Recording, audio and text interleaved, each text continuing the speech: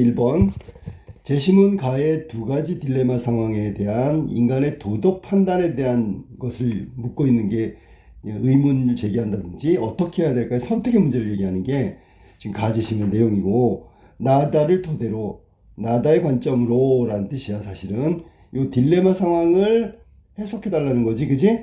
그 다음에 기억의 내용을 재심은 다를 활용하여 서술하시오.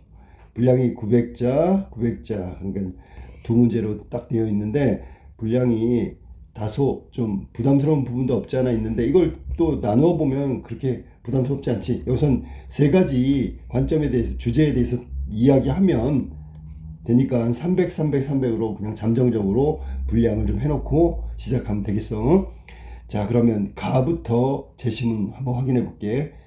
그림에 나와 있는 거, 트롤리에 관련된 거, 트롤리 딜레마, 육교 딜레마와 같은 상황이다. 그런데 이게 상황이 어디서 많이 봤던 거야? 그림 1의 상황은 마이클 샌델의 정의란 무엇인가에 철도 기관사가 어떻게 선택을 해야 되는가에 관련된 문제하고 동일하지, 그지?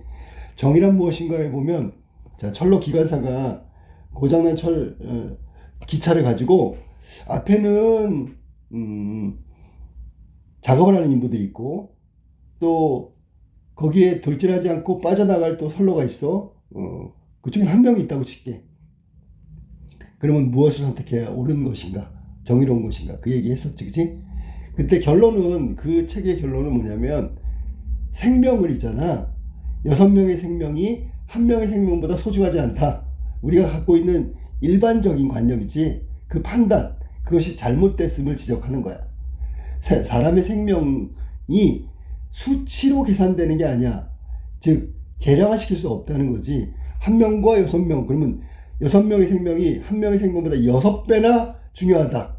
그래서 지킬 가치가 있다. 이렇게 판단하는데 그것은 문제가 있다. 뭐 그런 얘기를 하고 있는 정의란 무엇인가의 내용하고 동일한 내용인데, 우리가 지금 그 정의란 무엇인가라는 책 속에 나와 있는 걸 트롤리의 딜레마, 요 육교의 딜레마로 바꿔서 하는 거야.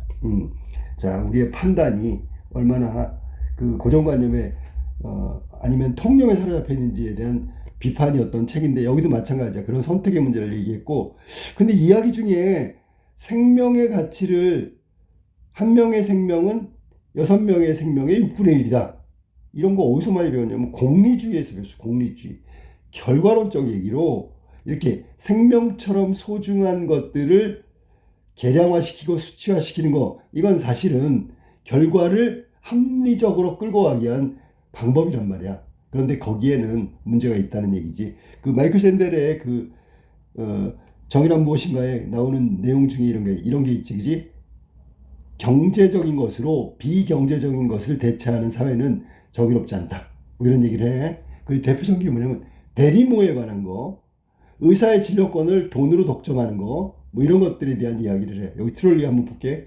트롤리 딜레마 실험. 고장난 트롤리가 선로 위를 달리고 있다. 이대로 계속 돌진하면 선로에 피할 틈이 없이 5명이 치여 죽게 된다. 이 사람을 구할 수 있는 유일한 방법은 선로 변환기를 당겨서 선로를 바꾸는 것이다. 그런데 선로를 바꾸면 5사람 대신 선로 옆에 있는 한 사람이 죽게 된다. 선로 변환기를 당겨야 할까 말까. 그러면 아마 이걸 질문하면 대부분의 대답은 이거 선로 변환기 당겨야죠. 한 명이 희생하고 6명의 생명을 구하는 게 더 나은 선택이 아닙니까? 라고 얘기한단 말이야. 자, 일반적으로 그렇게 얘기해. 자, 이번에는 육교 딜레마 실험 중에 질주하는 트롤리가 선로에 있는 5명의 목숨을 위협하고 있다. 그러나 이번에는 당신이 선로 위에 있는 육교에 서 있어. 관찰자야. 알았니? 당신 옆에 덩치가 큰 사람이 있어. 5명의 목숨을 구할 수 있는 유일한 방법은 그 사람을 다리에서 밀어서 선로 위로 떨어뜨리면 기차가 멈추게 되고 5명을 구할 것이다. 그 사람은 죽겠지만 그의 몸이 트롤리를 지연시켜서 5명의 목숨을 살리게 된다. 이 경우에 그 사람을 밀어서 떨어뜨려야 할까? 또 역시 선택과 판단의 문제가 있단 말이야. 자, 첫 번째 트롤리의 딜레마 실험, 육교 딜레마 실험. 첫 번째 그 트롤리 딜레마 같은 경우에는 선로 변환기를 딱 당겨.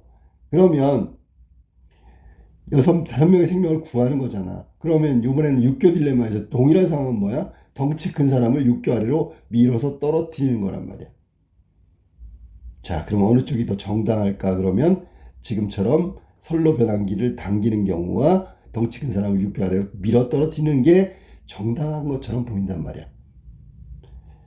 그러면 많은 생명을 구하기 위해서 한 사람의 생명이 희생되는 건 너무나 당연해요. 이게 바로 공리주의 관점이란 말이야.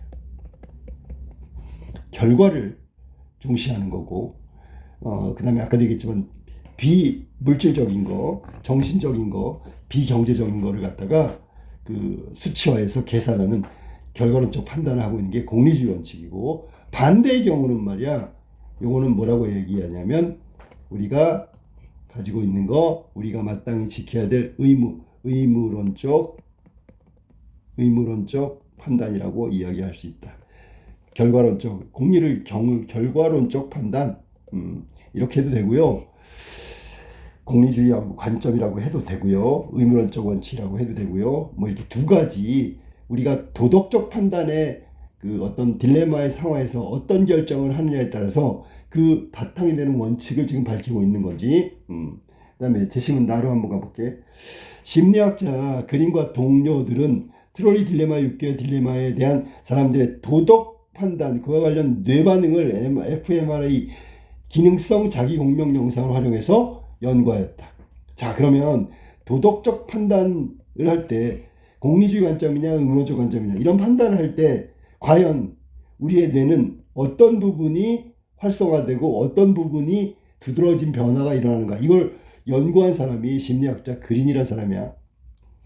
트롤리 딜레마 실험에서 전체 피실험자의 85%가 선로를 바꾸는 것이 도덕적으로 허용 가능하다, 공리주의 관점을 견지했어. 다수의 판단 근거로 최대 다수의 최대 행복을 추구하라는 원리를 들었다. 반면에 육교 딜레마 실험에서 12%의 사람만이 덩치 큰 사람을 아래로 미는 행위가 도덕적으로 허용 가능하다라고 반응했어. 같은 거야, 같은 거. 도덕적으로 허용할 수 없다고 응답한 다수의 판단의 근거는 인간을 단지 수단으로만 대하지 말고 목적으로 대하라. 자, 그 존재의 가치, 이런 부분들을 인정해라. 트롤리 딜레마를 접한 실험자들의 뇌는, 자, 여기부터 기능성 자기공명 영상의 변화, 작업 기억과 같은 이성적 추론 기능과 관련된 뇌의 영역이 활성화됐다. 그러니까 이 작업 기억은 우리가 이성적으로 판단한 거야. 이성적으로. 그것이 더 도덕적이라는 판단을 하고 그 행위에 대해서 정당성을 부여했다는 뜻이지. 정서를 담당하는 뇌는, 이 영역은 덜 활성화되었다. 반면 자, 선로를 바꾸는 경우에는 그런 이성적 작업 기억이 활성화됐지만 육교 딜레마 같은 경우에는 정서와 관련된 뇌가 더욱 활성화됐대. 이성적 추론과 관련된 뇌는 덜 활성화됐다. 자, 그래서 반대의 경우가 나온 거야. 결과가. 이러한 실험 결과는 의무론적 판단과 결과론적 판단에 각각 다른 사고 유형에서 연유한다는 것을 말한다. 그러니까 우리가 딜레마 상황에서 거의 유사하지만 그거를 어떤 뇌의 기억 혹은 어떤 영역이 활성화되는 그 결과는 다르게 나타난다. 이걸 우리가 기능성 자기공명 실험, 영상 실험을 통해서 확인할 수 있었다. 그리고 뇌 실험을 토대로 이러한 해석은 의무론적 판단이 이성적 선물이라는 전통적 관점에 이를 제기하는 것이기도 한다. 그러니까 의무론적 판단, 이게 전통적인 판단 어떤 것이라면 그거와 다른 결과가 나왔다는 얘기를 하고 있는 거예요. 그래서 기능성 자기공명 영상, 이 연구 85%가 선로를 바꾸는 거 도덕적으로 허용이 가능하다고 그랬고, 그건 공리주의 관점이야. 또 피실험자들 중에 그 실험 그 결과가, 촬영 결과가 어떻게 나왔냐면 그 당시에 이성적 추론 기능과 관련된 뇌 영역이 활성화됐을 때 선로를 바꾸는 거고요. 그 다음에 반면에 덩치 큰 사람을 밀 때는 오히려 의문론적 원리가 더 많이 작동했다라는 얘기를 한 거야. 그러면 이 경우는 정서와 관련된 뇌가 활성화됐다라고 설명하고 있어. 이게 기능성 작용명 영상 실험을 통한 결과다. 그러면 의문론과 결과론 이 두 가지가 동일한 어떤 결과를 냈어야 되는데 불구하고 다르게 판단하고 다른 결정을 내린다. 이거는 과거에 우리가 믿고 있던 이성을 통한 그 판단이었던 의문론적 판단과는 좀 거리가 먼 결과였다는 걸 얘기하고 있는 게 나 제시문이란 말이야. 자, 그 다음에 다로 한번 가볼게. 다까지 해야 되지, 그지? 복잡한 뇌기능을 설명하기 위해서 많은 심리학자들과 뇌신경과학자들은 두 가지 유형의 사고방식, 즉 직관에 의한 사고방식, 감정, 시각 이런 거야. 추론에 의한 사고방식, 이성, 전자를 자동 시스템, 후자를 숙고 시스템이라고 불렀어. 이 자동 시스템은 직관이란 뜻이야. 우리가 눈으로 딱 보고 판단하는 거. 자동적으로. 자동 시스템 주로 감정에서 연유한 반응이고 숙고 시스템은 주로 이성에서 연유한 반응이라고 볼 수 있다. 자, 그러면 이 판단을 만약에 비판해라 그럼 뭐라고 해야 되냐면 자동 시스템이 100% 감정에서 연유한 게 아니잖아. 지금 내가 하는 얘기는 혹시 이런 문제가 나오면 그렇게 대처하라는 뜻이야. 그러니까 여기에 주로라는 단어가 있기 때문에 이걸 갖고 물건으로 줘야 되는 거야. 알았어?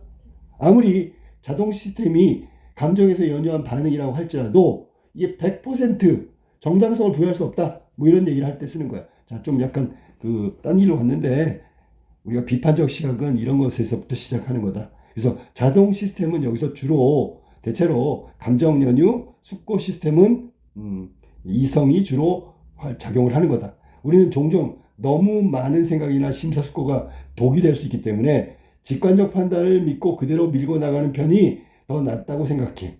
자동 시스템을 과도하게 의존해서 실수나 오류를 저질러. 자, 그러니까 너무 깊이 생각하지 마. 그냥 네가 생각한 대로 그냥 해. 판단한 대로. 지금 즉흥적으로 말이지 어떤 게 옳은지 판단하란 말이야. 그래서 생기는 게 실수와 오류란 말이야. 다시 말해서 귀찮고 복잡한 문제가 생기면 쉽게 해결하려고 하기 때문에 빠르게 선택, 빠르게 판단을 내린다. 강한 직관으로 도출된 결과는 과신을 부추긴다. 내 판단하고 난 다음에 우리는 자기 판단에 확신을 갖게 되는 게 대부분이란 말이야. 잘했을 거야. 잘했는데 뭐 이렇게 자기 합리화, 자기 위안을 한단 말이지. 반면에 숙고 시스템은 좀 시간이 걸리고 신중하며 추론적인 것이 있기 때문에 상황이 복잡하고 여러 이해 당사자가 얽혀있는 경우에 공리주의 판단이 요구된다. 앞에서 나왔던 결과론적 판단에 대한 거고, 이것은 이성이 작용하며 신중하고 추론적이야. 이 추론적이라는 게 약간 수치와 계산하고 막 그걸 따진다는 얘기야. 그러면 숙고적이고 추론적인 사고가 이루어진다. 숙고 시스템은 직관에 의해서 발생한 실수 오류 있지, 요거를 수습하는, 교정하는, 아니면 빨리 판단하지 마라고 속도를 늦추는, 그리고 대안을 생각하게끔 하기 때문에 자동 시스템보다 현명하고 이성적이고 선할 수도 있다. 그러니까 여기서는 우리가 일반적으로 하는 판단의 기준은 자동 시스템이지만 이게 실수나 오류를 많이 범하기 때문에 공리주의 판단에 요구되는 이성적 판단, 숙고 시스템이 적절한 역할을 하고 있다는 얘기야. 숙고 시스템은 자동 시스템의 판단을 내리면 그러한 판단이 이성적으로 사후에 정당화하는 노력을 하는 역할을 한다. 그래서 우리가 어떤 그 상황에서의 판단이 이렇게 두 가지 맥락으로 이루어지고 있다는 걸 뭐 기능성 작용명 영상 뭐 이런 것들도 얘기했고요. 여기서 지금처럼 심리학자, 신경학자들이 뇌 기능에 관한 연구를 토대로 이런 시스템이 있다라는 걸 지금 설명하고 있는 거야. 계속 논의 대상이 두 개야. 그러니까 이항 대립이라고 보통 얘기하는데 두 가지 정반대의 내용이 계속해서 내용이 대조적인 내용을 통해서 쭉 전개되고 있단 말이야. 자, 그러면 1번 문제 다시 내려가서 우리가 이제 읽었으니까 확실히 논제 파악이 될 거야. 두 가지 딜레마 상황. 우리가 트롤리의 딜레마하고 육교의 딜레마.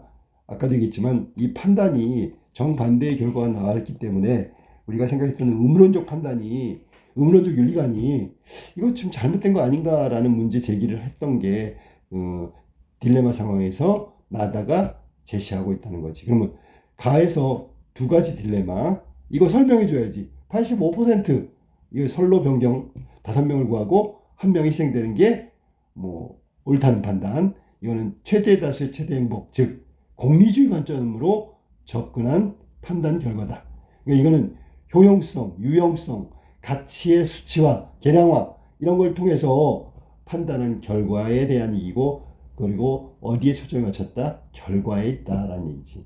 그럼 결국 이성이 이런 추론 기능을 담당했을 거고, 이성적 뇌가 뇌의 이성적인 판단하는 그 부분이 활성화됐다라는 결과도 나제시문에서 나왔기 때문에 알 수 있는 부분이야. 그러니까 그거 설명하면 돼. 그래. 그래서 처음에 나는, 다는 이런 부분을 가지고 둘로 나눴기 때문에 같은 내용끼리 연결시키면 된다. 알았지? 무슨 말이지? 그러면 육교 딜레마에서는 반대로 이야기하면 되겠죠. 자, 5명을 구해야 된다. 그러면 5명의 생명보다 1명의 희생이 더 이 의미가 있다. 뭐 이런 얘기를 한 거잖아. 그러니까 여기서는 이런 판단을 내렸다는 건 의무론적 판단하고 관련이 있다라고 얘기한 거지. 단지 수단이 아닌 목적으로 대우해라.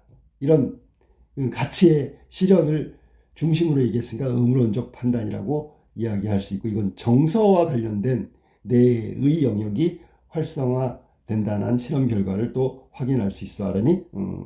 그리고 또 하나를 얘기한다면 감각, 직관에 의한 자동 시스템, 이거에 의해서 도출된 결과라고 생각하면 되지. 그래서 의무론적 판단은 이성보다는 감정, 그리고 신속하고 직관적인 판단을 내리는데 적용되는 것이다 라고 얘기한 거야. 자, 그럼 이 실험에 의무론에 대한 전통적 관점에 대한 이의제기를 했다고 했는데, 왜냐하면 전통적으로 우리가 도덕과 윤리의 기본은 의무론적 판단이란 말이야. 근데 그 의무론적 판단이 이성의 추론이라고 생각하는데, 실제 결과는 내용교육 활성화 뭐 이런 거 보면 이성의 산물이 아니라 오히려 정서적인 것이 영향을 미쳤다라는 부분에서 의무론적 판단에 대해서 이 의문을 제기한 거지. 그지? 자, 이게 의무론적이 뭐냐면, 자, 봐봐.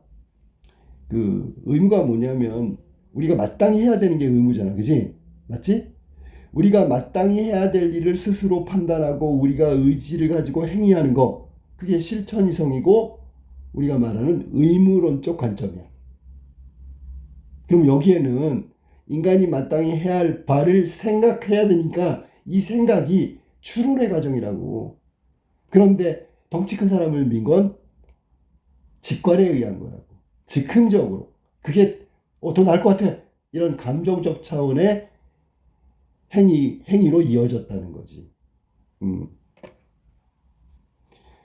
자, 의무론적 것이 이성의 산물이라고 여겼던 전통적 관점.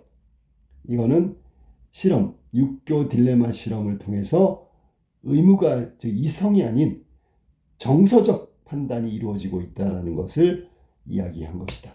그러니까 옛날에 얘기했던 실천이성 뭐 이런 거, 도덕적 판단을 하고 스스로 의지를 가지고 행하고 이런 부분들이 이성이란 부분의 작용이 무조건 옳다고 생각했는데, 그거라고 생각했는데 아닐 수도 있다라는 의문 제기를 하면서 끝난 거예요.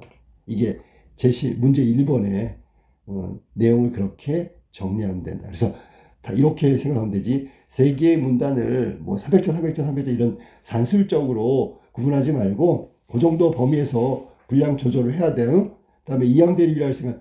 첫 번째 문단에서는 우리가 얘기했던 공리주의 원칙에 대한 판단을 이야기하는 거고, 여기에는 아까 나왔던 그 기능성 자기공명 영상의 결과처럼 이성의 영역이냐 아니면 직관의 영역이냐 이런 걸 나누어서 설명하는 거야. 두 가지를. 알았지? 두 가지 중에서 이성이라고 해야 되겠지. 이성과 숙고 시스템에 대한 얘기, 그 다음에 의무론적 판단이라고 하든지 주의라든지 윤리라고 해가지고, 여기에는 지금 얘기했던 자기공명의 그 뇌 활성화 영역의 감정이고 자동 시스템이 작동했다. 그 수치와 그런 것들을 활용해서 써놓으면 되고요. 그 다음에 두 번째 경우에는 나하고 다를 가지고 얘기한다면 의무론과 의무론에 관련된 얘기를 하는데 문제는 먼저 나온 것이 이제 앞에서 나온 공리주의에 대한 이야기를 또 해야 되겠지. 잠깐 비판이 아니라 내용을 얘기하고 의무론에 관련된 내용을 중심으로 설명을 해줘야 되겠지, 그지? 인간은 수단이 아니다, 목적이다. 그런 측면에서 본다면 의무론적 판단을 한 게 5명을 살리기 위해서 1명이 희생됐다. 이건데 이 판단의 영역이 정서적 직관에 의한 자동 시스템이었다는 걸 얘기하면서 아까 얘기했듯이 전통적 영역에서 의무론적 판단이 이성이 아닌 정서라는 측면을 강조하는 내용이 나오면 되겠지, 그지? 그 다음에 의무론적 판단. 이거 여기서 다 전체적으로 종합적으로 얘기하면 되겠네, 그지? 전통적 관점에 대한 해석. 그럼 여기에서는 전통적 관점이 아니라 의무론적 판단이 어떻게 이루어지는지에 대한 설명을 하고, 그 다음에 뇌의 영역에서 어떤 게 활성화되는지 얘기하고, 뭐 이런 식으로 이야기를 두 번째, 아까 한 대로 하고 난 다음에 마지막 세 번째 문단에서는 전통적인 의미의 이성적 판단이, 의무론적 판단이 이성이 아니었음을 하는 얘기를 마지막 세 번째 문단에 정리하면 되겠지. 이렇게 해서 900자를 채우면 돼. 이어서 2번 갈게. 문제 2번. 그림 2의 결과를 니은을 활용해 분석하고, 계속 이 성신여대 문제는 이렇게 무엇을 가지고 무엇을 적용해서 무엇을 해석해라. 이게 대부분의 내용이지, 그지? 관점이라는 게 항상 얘기하지만 뭐 대상을 바라보는 기준? 이게 아니고요. 대상에 무엇 하나 더 들어가야 된다는 거예요. 예를 들면 연필에 대한 관점이 아니고 연필의 유용성, 연필의 디자인, 연필의 어떤 활용 목적, 연필의 가치, 이거에 대한 관점이 돼야 되겠지, 그지? 좀 세부적으로 좀 들어가는 게 좋아. 그림 2의 결과, 그림 2를 해석하고 결과를 도출하고, 그런데 니은을 활용하여 분석하라 해서, 그러면 그림 2의 그 자료에 나와 있는 그것을 이야기하면서 니은의 관점으로 분석하는 거야. 그러니까 이건 상반된 관점이 있어야 되겠죠. 재심은 나를 토대로 이번에는 올더스 헉슬리의 마의 제목에 나온 멋진 신세계의 역설적 의미라고 이야기하는 거야. 자, 이거는 내가 아까 제목이 반대로 얘기했다고 했는데 이 역설이 뭐냐면 거기서 등장하는 그 사회는 있잖아. 아주 철저하게 정돈됐고 질서가 잡혔고 모든 사람의 생각과 활동이 일치해. 알았어? 그러면 겉으로 보기엔 굉장히 아름다워 보일 수도 있어. 멋져 보일 수도 있어. 근데 그게 아니라는 얘기를 하고 있기 때문에 역설적 의미를 이야기해달라는 거야. 자, 그러면 여기 지금 나와 있는 대로 그림 2에 부터 한번 볼게. 그림이 이거겠지, 그림이. 자, 디폴트 방식의 차이에 따른 국가별 장기 기증 동의율. 자, 장기 기증 동의율. 자, 일단 이 지문을 읽어야 되는데 일단 제목을 보면 있잖아.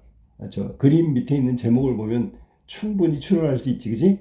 장기 기증이니까. 자, 넛지는 팔꿈치로 옆구리를 슬쩍 찌른다라는 넌지시 암시한다 등의 의미로 강제나 지시에 의한 억압보다 자연스러운 상황을 만들어 사람이 올바른 판단, 선택을 내리도록 이끌어주는 것.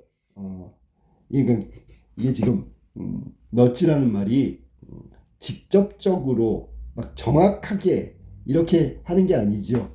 은근히 이게 옳은 선택이야, 이렇게 결정해야 바람직하지 라는 뭐 일종의 무언의 압력 정도 되는 거야. 우리의 판단과 선택에 영향을 주는 거죠. 그걸 드러내놓고 주는 게 아닌 게 넛지죠. 자, 최근 공공분야 정책에서 사람들의 올바른 선택과 행동을 유도하기 위한, 이거 봐봐, 넛지잖아. 넛지 활용이 늘어나고 있다. 이런 방식은 제한적 합리성을 지닌 인간의 공공선에 부합하는 방향으로 선택하고 행동을 취하도록 유도하는 것이다. 제한적 합리성을 지닌 개인의 공공선. 자, 생각해봐.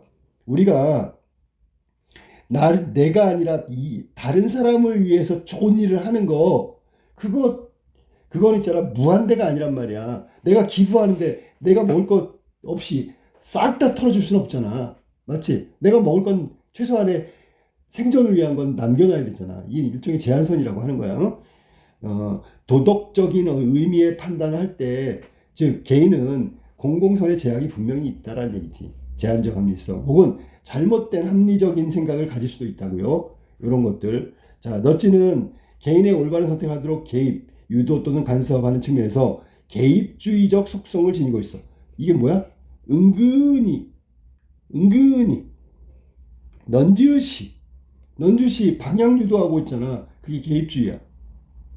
개인의 선택의 옵션을 제공하고 특정 선택을 강요하지 않는다. 그럼 결정적으로 딱 짚지 않는다는 얘기지. 이런 측면에서 보면 결국 선택은 그 개인이 하는 거니까 자유주의 속성도 아울러 갖고 있다. 이중적이라는 얘기야. 자유주의적 개입주의를 표방하는 이러한 넛지는 용어 봐. 재밌잖아.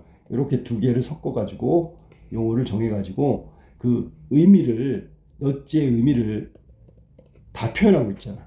공공선을 획득에 대한 사회적 비용을 절감할 수 있고요. 효율적 수단이 될 수 있어. 예를 들어 사회적 비용은 뭐야? 예를 들어 그 사람한테 있잖아. 어떤 선택을 하는데 넛지가 아니라 직접적으로 하면 어떻게 돼? 그 사람 불러와야 되죠. 설명해야 돼. 이게 다 시간이고 비용이고 노력이잖아. 근데 그 사람한테 슬쩍. 그러면 그때 직접 불러와서 설명하고 뭐 다 이런 거 할 때보다 비용과 시간과 노력이 줄어드니까 사회적 비용이 절감되는 거지. 대표적으로 옵트인, 그 다음에 옵트아웃 방식으로 구성되는 디폴트 규칙이다. 자, 지금부터 이제 디폴트 규칙 얘기할 거야. 규칙 설계자가 원하는 옵션을 자동적으로 채택하게끔이 아니라 채택되게끔 하는 메커니즘이야. 결론은 규칙 설계자에 의해서 자동적으로 선택이 되게 만들어 놓은 구조란 말이야. 특정 옵션을 선택하면 개인이 그것을 적극적으로 변경하지 않는 이상, 개인의 적극적 의지가 없는 이상 지속해서 우리는 그 옵션을 유지한다고.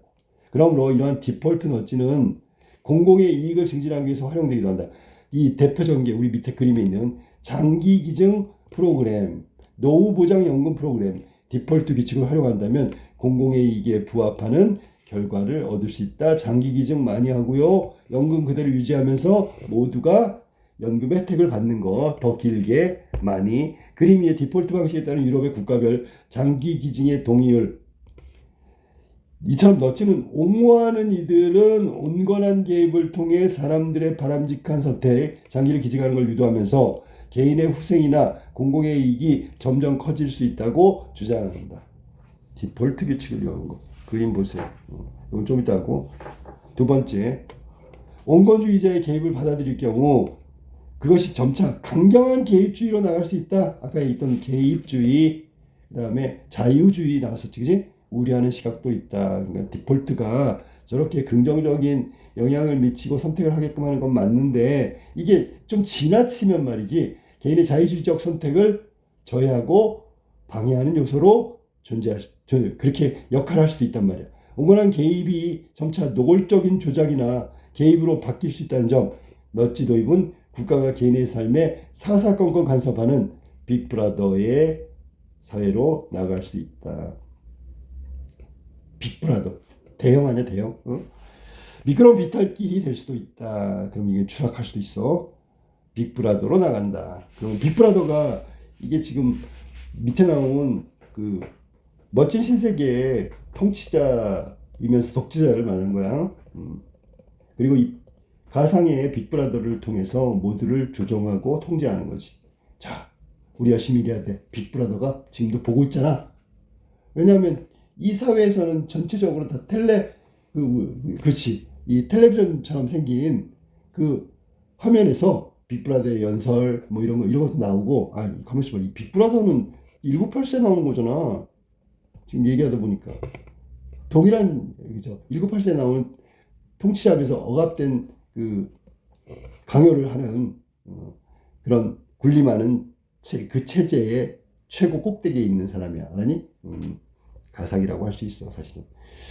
자, 온건한 경고 문구로부터 시작됐지만 뭐라 그랬어? 온건한 경고 문구로부터 시작된 궤도적인 뭐라고? 담배 디자인이 이 예를 든 거구나, 그치? 궤도라는 게 뭐야? 똑같아. 아까 얘기했던 너츠하고 똑같은데 이거는 일종의 캠페인 비슷한 거야. 궤도라는 것이 잘못된 걸 고치고 바른 쪽으로 아니면 원하는 쪽으로 이끌어가는 걸 궤도한다고 하지, 그치? 이끌어가는 거. 그러면 여기에는 뭔가 궤도적인 담배 디자인. 자, 그러면 생각해봐. 우리가 담배 디자인은 뭘까? 이거는 흡연을 좀 줄이려는 목적도 있고, 뭐 이런 긍정적인 그 목적에서부터 시작되잖아. 나중에는 점차 혐오스러운 디자인을 바꾸고, 이게 사사건건 간섭하거나 혹은 개인주의적 선택에 대해서 억압하는 것으로 작용한단 말이야. 뒤이어 담배에 높은 세금을 부과해. 이건 실질적인 거. 공공장소에서 금연 조치까지 나가게 된다는 거. 그러니까 처음에 시작은 이렇게 시작했지만 결국 여기까지 이어지는 거잖아, 그지? 이게 간섭이 점차 심해지는 거고, 그 개인적인 어떤 개인의 자유로운 선택, 자유주의적 입장에서 본다면 철저하게 무시되는 결과로 이어진다는 얘기야. 처음부터 강하진 않다. 자, 권력을 지닌 사람들은 대중의 선택을 프레이밍하고 딱 틀을 만들고 가둬놓고 대중의 결정을 자신들의 목적에 맞게 조작하고 그런 기술에 매우 능한 사람들이기 때문에 민간 부분뿐만 아니라 공공 부분에서도 그 설계자들은 자신에게 이로운 방향으로 넛지를 활용할 수 있는 것이다. 이게 이제 얼마든지 악용될 수 있다는 거야. 왜냐하면 선택 설계자들은 나름의 의도를 갖고 있고요. 그 의도에 따라서 특정 의도는 넛지로 이용되는 거고 결국 사람들은 특정한 방향으로 조종을 하기 위한 수단으로 작용할 수 있는 게 넛지란 말이야. 자, 여기 나와 있는 옵트인, 옵트아웃 잠깐 읽어보고요. 옵트인이라는 것은 모두가 자동으로 부동의한 것으로 간주하고 정반대 원하는 사람만 동의 처리하는 방식. 두 번째, 옵트아웃은 모든 사안에 모두가 자동적으로 동의한 것을 간주하고 원하지 않는 사람에 한하여 부동의 처리하는 방식. 그러면 처음에 부동의한 것이니까 너 끼워줄게. 그 다음에 모두 동의했으니까 너만 빠져. 뭐 이런 거야. 알았니? 옵트인, 옵트아웃이라고 얘기하는 거죠. 자, 그러면 이 지금 라에서 이야기하고 있는 게 넛지에 관한 얘기를 하는 거지. 넛지가 결국 암묵적으로 어떤 방향 제시를 한다는 거, 그리고 공공정책 혹은 공공성과 관련된 공동선이라고 아까 나왔는데 이런 거에서 넛지가 활용되는 예를 이야기하는 거야. 좋은 점은 사회적 비용을 줄일 수 있다는 거. 사회적 비용을 줄일 수 있어. 그리고 효율적으로 정책이 결정되고 집행된다는 거. 이런 부분은 긍정적인 역할을 해. 근데 부정적인 경우에는 자유주의에 대한 억압이라는 뜻으로 개입주의가 가능하다는 거지. 특정 선택을 강요하지 않아. 그러면 이건 또 자유주의 성격이야. 그래서 지금 넛지라는 게 아까도 얘기했지만 개입주의와 자유주의 속성 모두를 갖고 있는 거야. 내가 아까 자유주의를 뭐라 그랬냐면 방향을 제시받지만 결국 마지막에 선택하는 건 우리 자신이기 때문에 개인이기 때문에 개인주의적 속성을 지니고 있다 얘기한 거야. 그럼 그림 2로 가서 우리가 확인해 볼까? 디폴트 방식의 차이에 따른 국가별 장기 기증 동의율 디폴트 방식의 차이. 그럼 명확하게 두 개로 나누어져 있네. 그치? 맞지? 동의율인데 옵트인, 옵트아웃일 가능성이 크고요. 차이가 나는 건데 옵트인, 옵트아웃으로 이야기할 수 있다. 옵트인과 옵트아웃.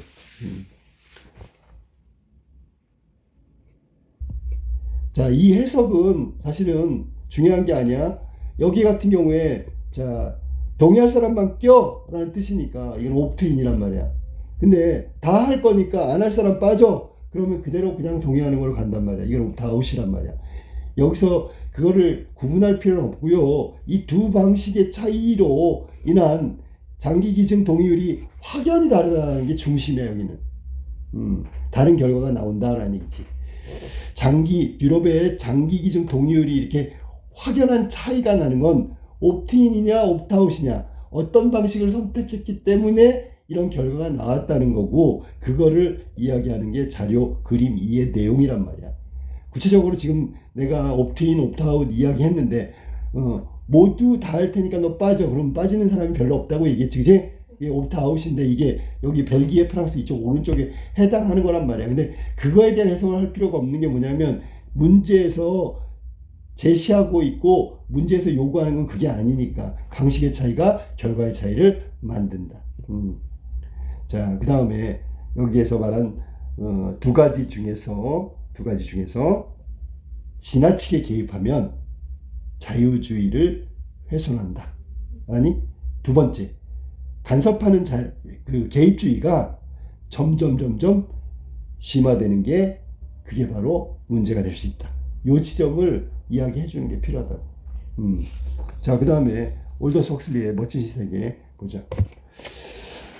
오늘 오후에는 무엇을 공부하지? 국장이 물었다. 지금은 기초계급 의식 학습 시간입니다. 모모가 답했다. 기초계급 의식 학습 시간. 자, 여기 밑에 나온지 안 나온지 모르겠는데, 이게 처음부터 4개의 계급인가? 그렇게 나누어져서 애들을 키우는 게 아니라 세뇌하고 사육해. 예를 들면 이거야. 노동자로 키우기 위해서 인큐베이터 안에 조건을 뭐 열대지방처럼 온도도 높고요, 거기에 적응하게 만드는 생존 환경을 만든단 말이야. 그래서 얘가 자라면 어디가? 열대지방 같은데 노동자로 가는 거야. 이런 식으로 계급을 정해놓고 계급에 맞는 생존 조건을 만들고 그렇게 키워가지고 계급 속에 편입시키는 거야. 처음부터 규정되어 있는 거지. 자, 길을 줄지어선 간이 침대에는 80명의 아이들이 새근새근 숨을 쉬고 있다. 모든 베개 밑에는 작은 웅얼거림이 들려왔다. 알파 아이들은 회색 옷을 입어요. 그들은 너무나 무서울 정도로 총명했기 때문에 우리보다 훨씬 열심히 일합니다. 나는 그렇게 열심히 일하지 않아도 되기 때문에 배탈하는 것이 굉장히 기뻐요. 그러면 지금 알파 계급이 가장 육체적 노동에 해당되는 거고, 지금 베타 계급은 그것보다 좀 육체적으로 수월한 삶을 살아가는 거네. 자, 그럼 여기 중요한 말이 뭐야? 회색 옷 모두 동일하게 입혔죠. 이유가 뭘까? 이게 좀 북한하고 비슷한 건데, 북한은 인민복이라는 게 있어요. 인민복. 지금도 있겠지. 자, 인민복을 입었어. 뭐랑 비슷하냐면 군복하고 비슷해. 자, 군인들의 핵심 뭐야? 명령, 복종, 일사불란한 통제. 이게 가능한 게 군인들이 군복을 입기 때문에 더 일체감이 든다고. 알았어? 획일화되는 거죠. 인민복이 군복하고 유사하다 그랬잖아. 인민들의 통제를 마치 군인들에게 명령하고 복종하는 그런 개념이야. 그럼 획일화돼 있으니까 통제가 수월하고요. 같은 옷을 입고 있다는 동질감도 많이 느낄 거고. 자, 베타라는 게 굉장히 기뻐요. 대신 우리는 감마 델타보다 훨씬 나아요. 지금 감마 델타보다 훨씬 나아요. 이렇게 되는 거지. 감마는 어리석어요. 그들은 모두 초록색 옷을 입어요. 델타 아이들은 황갈색 옷을 입어요. 난 델타 아이들하고 놀고 싶지 않아요. 엡실론은 더 형편없어요. 그들은 매우 우매해서 국장이 현수에게 말하기 시작했다. 이 아이들은 잠이 깨기 전에 말을 40번, 50번 거듭해서 듣고 목요일, 토요일에는 또 듣습니다. 일주일에 3번, 120번, 30개월 동안 듣게 되죠. 세뇌지요. 최면학습, 도덕화, 사회화, 가장 효율적인 방법은 바로 이 세뇌예요. 마침내 아이들의 마음은 이러한 암시와 하나가 되고 세뇌되고, 암시의 총체는 아이들의 이성이 되고 판단에 작용하는 이성을 조절하는 거죠. 뿐만 아니라 어른들의 이성 역시 평생 동안 즐거운 이러한 암시들의 지배를 받아 판단하고 갈망하고 결정하는 이성은 바로 이런 암시로 세뇌당하고 구성되어 있다. 하지만 이런 모든 암시들은 우리가 제시하는 암시다. 국장은 의기양양해서 소리를 지르다시피 했다. 국가에서 마련한 암시들이라는 뜻이야 라고 얘기했다. 올더스 헉슬리의 멋진 신세계. 아까도 얘기했는데 26세기를 배경으로 하고 있는 이 미래 과학 SF 소설은 이렇게 질서정연하고 통제된 사회, 획일화된 사회를 이상사회, 유토피아로 설정하고 있어. 그러니까 유토피아는 우리가 이상세계를 뭐 유토피아라고 그러잖아. 원래 유토피아라는 말은 이 세상에 없다 그런 뜻이야. 근데 이 유토피아를 설정한 이 멋진 신세계의 사회, 26세기의 그 미래 사회는 가장 중요한 게 뭐냐면 개인에게 가장 중요한 거는 아까 얘기했던 개인주의라고 했잖아. 개인의 의지, 선택, 이런 부분이 개인의 존엄성과 관련된 거거든. 철저하게 무시돼 있잖아, 그지? 자유의지 박탈됐어. 아예 처음부터 세뇌에서 이런 자유의지랄까? 자유의지. 이건 아예 철저하게 만들어지지 못하게 할 정도로 박탈했지, 그지? 세뇌하고 그래서 인위적으로 조작하고. 그럼 이게 이렇게 그 인큐베이터 안에서부터 계급을 나누고 계급에 맞는 그 역할과 마인드를 갖다가 세뇌시켰단 말이야. 이 세뇌하는 게 이제 과학기술이라고 해야 되는 거야. 이것들 그 멋진 신세계의 SF의 영역을 한다면 과학기술의 진보에 따른 미래의 암울한 현실 뭐 이런 것들을 얘기하고 싶었다는 거야. 그러면 과학기술이 항상 이렇게 이상적인 세계를 만들어준다? 아닐 수도 있다라는 경각심과 아닐 수도 있다가 아니라 아니다라는 것은 비판의 의미를 담고 있는 거지. 인간이 있잖아. 이렇게 일방적이고 획일화된 생존 조건에서 아무런 판단, 즉 개인의지 없이 자랐다. 자유의지가 없다. 그럼 이건 인간의 존엄성이 파괴된 거야. 이런 대표적인 나라들이 어디죠? 나치즘 이런 것도요. 나치즘. 이건 인종주의죠. 우리의 적은 내부적 적을 만드는 거야. 그래야 단합하니까. 우리가 못 살고 독일 경제가 이렇게 엉망인 거는 다 유대인 때문이야.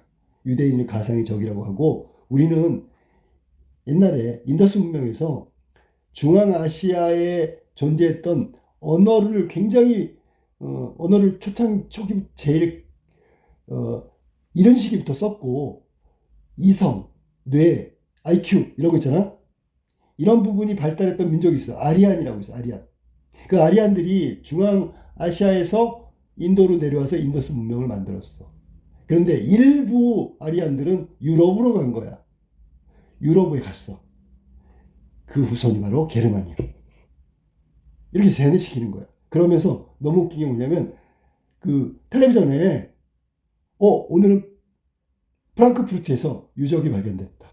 해보니까 아리안의 유물이었다. 근데 그거 며칠 전에 심어놓은 거거든. 이렇게 해가지고 인종의 우열, 우생학이라고 해서 우등한 민족, 인종이라고 하면 돼. 우등한 민족은 살아남아야 되고 저열한 민족 혹은 좀 열성인 민족은 죽어도 된다. 이게 차별이잖아. 인종차별과 동시에 그 사람차별이잖아. 그렇다면 예를 들어볼까? 이런 차별이 어느 정도냐면 장애인은 다 죽어야 돼. 죽이는 게 정당해. 여기까지 가는 거야. 왜? 우등한 민족은 살아남고 나머지 열등한 것들은 다 없어져야 된다는 이게 차별 논리 아니야. 나치즘. 비슷하죠? 왜 비슷하냐면 계급을 정해놓고 너는 노동자야, 노동자. 너는 사무관이야. 너는 정치해야 돼. 이게 키워진단 말이야. 그럼 선택은 원래 이런 선택은 누가 하는 거야? 스스로 하는 거지. 그게 자유의지거든. 그런 것들이 철저히 박탈됐단 말이야. 과학기술의 진보가 결국 이렇게 이상한 쪽으로 이용되고 인간의 존엄성 자유의지 파괴되는 거 이거에 대한 비판이란 말이야. 나치즘, 파시즘, 전체주의 이런 것들 모두 획일화된 그런 여기 멋진 신세계의 이상국가처럼 작동하고 있는 게 바로 나치즘과 파시즘이다. 이렇게 얘기한 거야. 그래서 부하고 습성을 훈련시킨다. 부하라는 단어는 원래 아래서 깨어나는 거잖아. 그럼 인간이 아래서 어떻게 깨어나? 벌써 이걸 인간 아니라고 본 거지. 그 다음에 습성, 이건 이제 인격이라고 생각하면 돼. 조건을 훈련시킨다. 너 열대지방 노동자로 키워지는 거야. 아까 얘기했듯이 인큐베이터 안에서 철저하게 열대지방의 조건과 아주 똑같은 조건에서 생활하게 한다고. 그러니까 자연스럽게 열대지방 노동자로 가게 되는 거죠.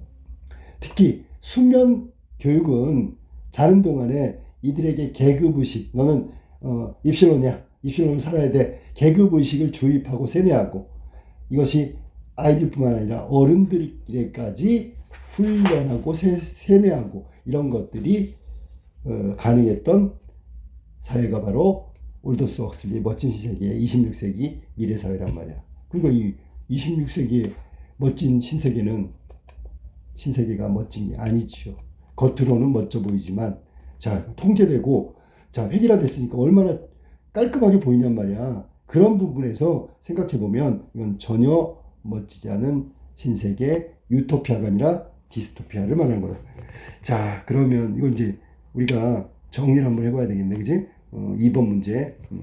간단하게 정리해줄게. 2번 문제는, 자, 그림이의 결과를 니은을 활용하여 분석하면, 그림이의 결과는 국가별 장기 기증 동의율에 관련된 건데, 이게 디폴트 방식의 차이, 옵트인, 옵트아웃, 이거에 따라서 확연하게 달라진단 말이야. 거기 나와 있는 그 그림이 좀 볼까? 거기 보면 덴마크, 네덜란드, 영국, 독일, 아까 왼쪽이라고 그랬는데 왼쪽이 옵트 인이라고 그랬지.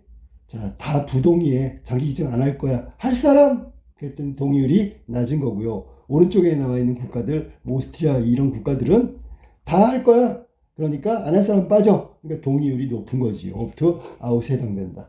장기 기증에 관한 선택 방식의 차이에 따라 이렇게 결과가 다르단 말이야. 자, 장기 기증을 원하는 사람이 적극적으로 하겠다. 옵트인. 해석이 좀 맞았나? 옵트인이 적극적이야? 그럼 동의율이 낮은 거지, 그지? 동의율이 낮다는 것이 독일 같은 경우를 말하는 거잖아, 그지? 근데 오스트리아, 벨기에, 프랑스 동의율이 높죠? 맞지, 그지? 이거는 옵트 아웃이 되겠지, 그지? 디폴트 값을 설정해가지고 원하지 않는 사람은 거부해도 돼. 그러니까 그냥 선택 탈퇴, 옵트아웃. 그러니까 빠진 사람이 별로 없다. 그래서 장기 기증 동의율이 높다는 거고, 이게 디폴트 규칙을 활용한 일종의 넛지 전략이라고 생각하면 되고, 공공의 이익은 뭐죠? 장기 기증 동의율이 높아야 되잖아. 높아야지 그 공공선이 확보되는 거잖아. 그렇다면 그것을 의도하고 현상 유지를 하는 편향이 아주 높다는 걸 이용해 가지고 장기 기증 동의율을 높인 사례에 해당되는 것이 바로 디폴트 넛지 효과다. 그게 그림 위에서 우리가 확인할 수 있다. 해석하면. 그 다음에 넛지가 공공의 이 공공선의 획득 뭐 이런 것들을 높이려는 장점이 있지. 그런데 온건한 개입이 점점 어떻게 해? 그렇지. 미끄러진 비탈길이라 해서 급정사라고 얘기했지. 극심해질 수 있고 심화될 수 있고 나중에는 강제, 강압 이런 것으로 바뀔 수 있다는 위험도 있지. 이게 이제 이렇게 그 어떤 식으로 유도하느냐의 그 넛지의 정도가 달라짐에 따라 일어날 수 있는 위험성도 함께 가지고 있는 거다. 그리고 위에서 말한 대로 개인주의, 개인의 선택, 자유주의 훼손 가능성이 농후하다. 알았니? 이게 점점 심화되면 그런 뜻이야. 만약에 있잖아, 정부가 어떤 의도나 목적을 딱 정해놓고 좌표 찍고 가면, 그럼 시민들은 자기 의사에 반하면서도 그런 의사에 반하는 결정을 따라갈 수 있는 그 의도와 목적에 유도되거나 계도되거나 조정될 수 있는 그런 상황에 직면할 수 있다. 그 상황이 뭐냐면 올더스 헉슬리의 멋진 신세계라고. 멋진 신세계에 그 등장하는 그 국민들이, 그걸 국가라고 한다면 국민들이 어떤 세뇌와 학습 교육 이런 걸 통해서 자기도 모르게 어떤 판단과 결정을 그 의지하고, 즉 자유의지하고 상반된 결정을 하는 경우에도 그것을 따라간단 말이야. 이미 세뇌되고 학습된 거야. 사람들의 지능, 결정, 생각, 물론 생각이겠지, 그지? 잘못된 상태라는 걸 알면서도, 혹은 그 잘못된 판단 결정이라는 걸 모른 채로 그 삶을 유지해갈 가능성이 크다. 그럼 이거는 아까 옵트 아웃의 반대의 경우야. 그러니까 내용이 반대라는 거야. 상황은 똑같아. 이 세뇌하고 학습한 거 이게 일반화됐어. 여기서 싫은 사람 나갈 사람이 없단 말이야. 저쪽은 장기 기증할 거야. 좋은 의도의 옵트아웃이고 목적이, 이쪽은 나쁜 쪽의 목적으로 옵트아웃, 즉 디폴트의 넛지 효과를 이용했다고 볼 수 있겠지요. 멋진 신세계는 자유주의, 개인의 선택 이런 부분들이 통제와 어떤 목적을 위한 수단, 그다음에 전체주의를 위해서 체제를 위해서 거기 구성원들의 희생. 그렇다면 이 멋진 신세계는 전혀 멋지지 않은 신세계, 유토피아가 아니라 이 반대말이 디스토피아야. 디스토피아에 해당한다는 역설적 제목이라고 해석할 수 있겠지. 이게 지금 2번의 내용이다.